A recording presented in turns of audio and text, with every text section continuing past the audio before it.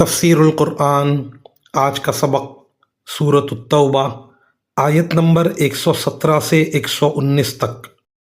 اعوذ باللہ من الشیطان الرجیم، بسم اللہ الرحمن الرحیم۔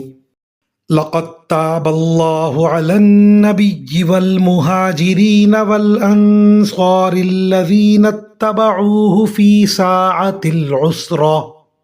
فی ساعة العسرة من بعد ما كاد يزيغ قلوب فريق منهم ثم تاب عليهم إنه بهم رؤوف رحيم۔ وعلى الثلاثة الذين خلفوا حتى إذا ضاقت عليهم الأرض بما رحبت وضاقت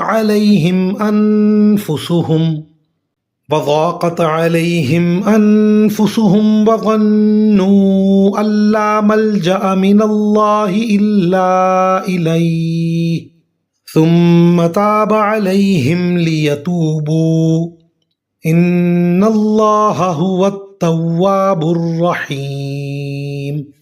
يا أيها الذين آمنوا اتقوا الله وكونوا مع الصادقين۔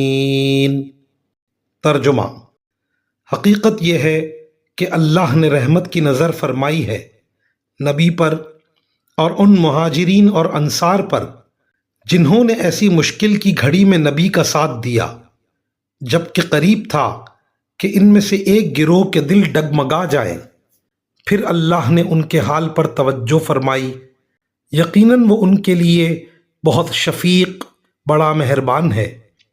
اور ان تینوں پر بھی اللہ نے رحمت کی نظر فرمائی ہے جن کا فیصلہ ملتوی کر دیا گیا تھا، یہاں تک کہ جب ان پر یہ زمین اپنی ساری وسعتوں کے باوجود تنگ ہو گئی، ان کی زندگیاں ان پر دو بھر ہو گئیں اور انہوں نے سمجھ لیا کہ اللہ کی پکڑ سے خود اسی کی پناہ میں آئے بغیر کہیں اور پناہ نہیں مل سکتی، تو پھر اللہ نے ان پر رحم فرمایا تاکہ وہ آئندہ اللہ ہی سے رجوع کیا کریں۔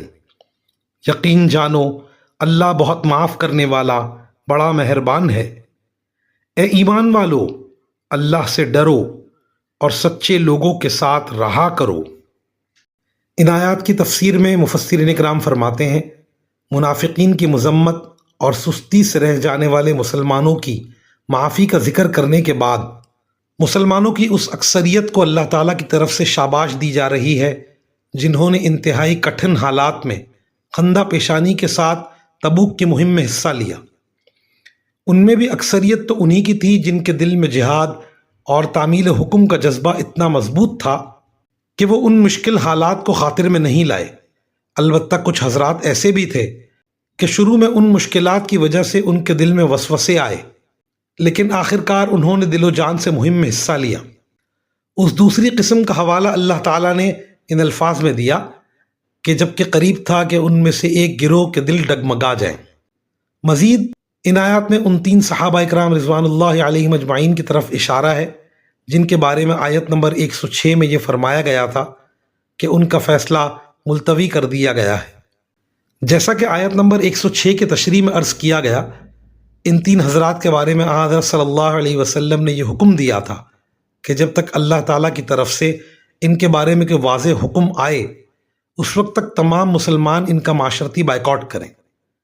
چنانچہ 50 دن ان حضرات پر ایسے گزرے جن میں کوئی مسلمان ان سے نہ بات کرتا تھا نہ کوئی اور معاملہ۔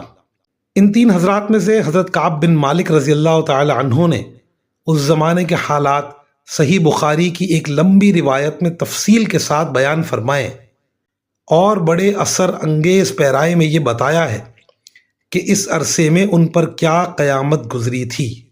ان کی یہ حدیث ان کے ایمانی جذبے اور ان کی نفسیاتی کیفیات کی انتہائی مؤثر اور فصیح و بلیغ تصویر ہے۔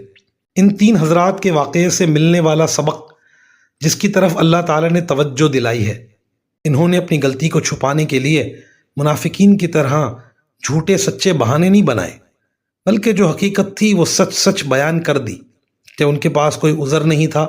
ان کی سچائی کی برکت سے اللہ تعالیٰ نے ان کی نہ صرف توبہ قبول فرمائی بلکہ سچے لوگوں کی حیثیت سے قیامت تک کے لیے ان کا تذکرہ قرآن کریم میں زندہ جاوید کر دیا گیا۔ اس آیت میں یہ تعلیم بھی ہے کہ انسان کو اپنی صحبت سچے لوگوں کے ساتھ رکھنی چاہیے جو زبان کے بھی سچے ہوں اور عمل کے بھی سچے۔ وآخر دعوانا ان الحمد للہ رب العالمین۔